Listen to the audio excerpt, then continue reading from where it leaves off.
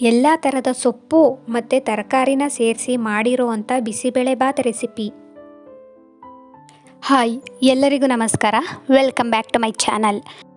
ಇವತ್ತು ಬಿಸಿಬೇಳೆಬಾತ್ ರೆಸಿಪಿನ ಹೇಗೆ ಮಾಡೋದು ಅಂತ ಹೇಳಿ ನೋಡ್ಕೊಬರೋಣ ಬನ್ನಿ.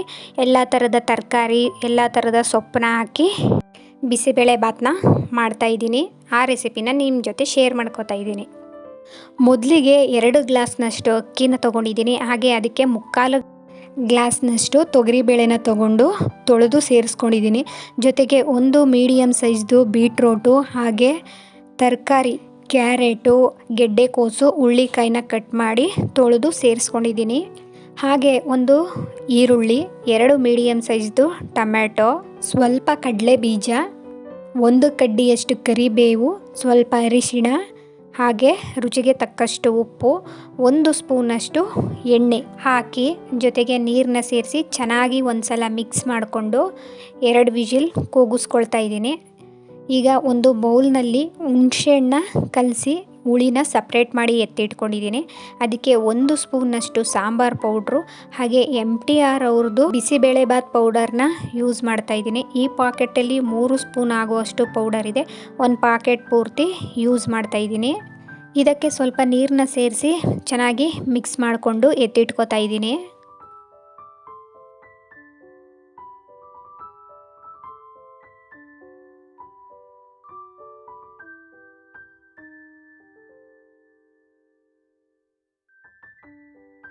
ಈಗ ಬೇರೊಂದು ಪಾತ್ರೆನ ತಗೊಂಡು ಅದಕ್ಕೆ ಕಡಲೆಕಾಯಿ ಎಣ್ಣೆನ ಸೇರಿಸ್ಕೊತಾ ಇದ್ದೀನಿ. ಒಗ್ಗರಣೆಗೆ ಸಾಸಿವೆ, ಕರಿಬೇವು, 1-2 ಒಣಮೆಣಸಿನ್ಕಾಯಿನ ಕಟ್ ಮಾಡಿ ಸೇರಿಸ್ಕೊತಾ ಇದ್ದೀನಿ. ಸ್ವಲ್ಪ ಇಂಗು ಇಷ್ಟನ್ನು ಸೇರಿಸಿ ಚೆನ್ನಾಗಿ ಮಿಕ್ಸ್ ಮಾಡಿಕೊಂಡು ಆಗಲೇ ಕಲಸಿ ಎತ್ತಿಟ್ಕೊಂಡಿರ್ತಕ್ಕಂಥ ಮಸಾಲೆನ ಇದರೊಳಗಡೆ ಸೇರಿಸ್ಕೊತಾ ಇದ್ದೀನಿ.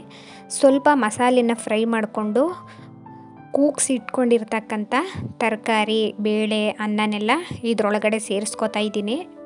ಒಗ್ಗರಣೆಗೆ ಗೋಡಂಬಿನೂ ಸಹ ಸೇರಿಸ್ಕೋಬೋದು. ನಾನಿಲ್ಲಿ ಇರಲಿಲ್ಲ ಅಂತ ಹೇಳಿ ಸ್ಕಿಪ್ ಮಾಡಿದ್ದೀನಿ. ಕ್ಯಾಪ್ಸಿಕಮ್ ಕೂಡ ಸೇರಿಸ್ಕೋಬೋದು. ಕ್ಯಾಪ್ಸಿಕಮ್ ಹಾಕೋದ್ರಿಂದ ಸ್ವಲ್ಪ ಟೇಸ್ಟಲ್ಲಿ ಚೇಂಜ್ ಆಗುತ್ತೆ. ಹಸಿ ಬಟಾಣಿ ಇದ್ದರೆ ಹಸಿ ಬಟಾಣಿ ಹಾಕೊಬೋದು, ಅಥವಾ ಹಸಿ ಅವರೆಕಾಳು, ತೊಗರಿಕಾಳು ಈ ಥರದ್ದೆಲ್ಲ ಇದ್ದರೆ ಅದನ್ನು ಸಹ ಸೇರಿಸಿ ಮಾಡ್ಕೋಬೋದು. ಬೇಯಿಸ್ಕೊಂಡಿದ್ದಂತಹ ಅನ್ನ ತರಕಾರಿನೆಲ್ಲ ಸೇರಿಸ್ಕೊಂಡಿದ್ದಾದಮೇಲೆ ನಾನು ಇದಕ್ಕೆ ಬಿಸಿ ನೀರನ್ನ ಸೇರಿಸ್ಕೊತಾ ಇದ್ದೀನಿ. ಬಿಸಿಬೇಳೆಬಾತ್ ಕನ್ಸಿಸ್ಟೆನ್ಸಿಗೆ ಹೇಗಿರಬೇಕೋ ಹಾಗೆ ನೀರನ್ನ ಸೇರಿಸಿ ಮಿಕ್ಸ್ ಮಾಡ್ಕೊತಾ ಇದ್ದೀನಿ. ಈಗ ಉಪ್ಪು ಖಾರ ನೋಡಿಕೊಂಡು ಬೇಕು ಅಂತ ಹೇಳಿದರೆ ಉಪ್ಪು ಖಾರನೂ ಸಹ ಸೇರಿಸ್ಕೋಬೋದು. ನಾನಿಲ್ಲಿ ಉಪ್ಪನ್ನ ಸ್ವಲ್ಪ ಸೇರಿಸ್ಕೊಂಡಿದ್ದೀನಿ. ಖಾರ ಎಲ್ಲ ಕರೆಕ್ಟಾಗಿತ್ತು. ಚೆನ್ನಾಗಿ ಮಿಕ್ಸ್ ಮಾಡ್ಕೊಂಡಿದ್ದಾದಮೇಲೆ ಸೊಪ್ಪನ್ನ ಕಟ್ ಮಾಡಿ ಇಟ್ಕೊಂಡಿದ್ದೆ.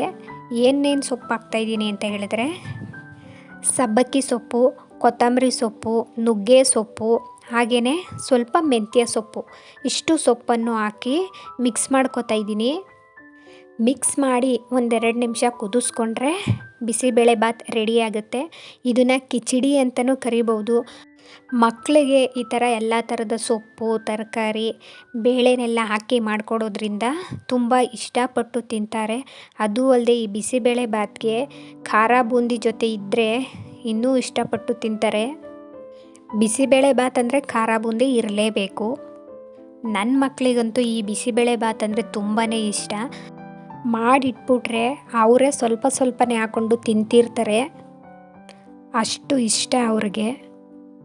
ಕೇವಲ ಮಕ್ಕಳಿಗೆ ಅಂತಲೇ ಅಲ್ಲ, ನಮಗೂ ಕೂಡ ಆರೋಗ್ಯಕ್ಕೆ ತುಂಬಾ ಒಳ್ಳೆಯದು. ಎಲ್ಲ ಥರ ತರಕಾರಿ ಸೊಪ್ಪನ್ನ ಹಾಕಿ ಮಾಡಿರೋದ್ರಿಂದ ಒಂದು ಹೆಲ್ದಿ ಬ್ರೇಕ್ಫಾಸ್ಟ್ ಅಂತಲೇ ಹೇಳ್ಬೋದು. ನಮ್ಮ ಕರ್ನಾಟಕ ಸ್ಪೆಷಲ್ ಈ ಬಿಸಿಬೇಳೆಬಾತ್. ನೋಡಿ, ಈಗ ಬಿಸಿಬೇಳೆಬಾತ್ ರೆಡಿಯಾಗಿದೆ. ನೋಡೋದಕ್ಕೂ ಅಷ್ಟೇ ಎಷ್ಟು ಚೆನ್ನಾಗಿ ಕಾಣಿಸ್ತಿದೆ ಅಂತ ಹೇಳಿ. ತಿನ್ನೋದಕ್ಕೂ ಅಷ್ಟೇ ತುಂಬ ರುಚಿಯಾಗಿರುತ್ತೆ ಮತ್ತು ಆರೋಗ್ಯಕರವಾಗಿಯೂ ಕೂಡ ಇದೆ. ನೀವು ಒಂದ್ಸಲ ಈ ವಿಧಾನದಲ್ಲಿ ಟ್ರೈ ಮಾಡಿ ಹೇಗೆ ಬಂದಿದೆ ಅಂತ ಹೇಳಿ ಕಮೆಂಟ್ ಮಾಡಿ ತಿಳಿಸಿ. ಹಾಗೆ ಇವತ್ತಿನ ರೆಸಿಪಿ ಇಷ್ಟ ಆಗಿದರೆ ಪ್ಲೀಸ್ ಲೈಕ್ ಮಾಡಿ, ಶೇರ್ ಮಾಡಿ, ಕಮೆಂಟ್ ಮಾಡಿ, ಹಾಗೆಯೇ ಸಬ್ಸ್ಕ್ರೈಬ್ ಮಾಡಿಕೊಂಡು ನನ್ನ ಚಾನಲ್ಗೆ ಸಪೋರ್ಟ್ ಮಾಡಿ. Thank you for watching.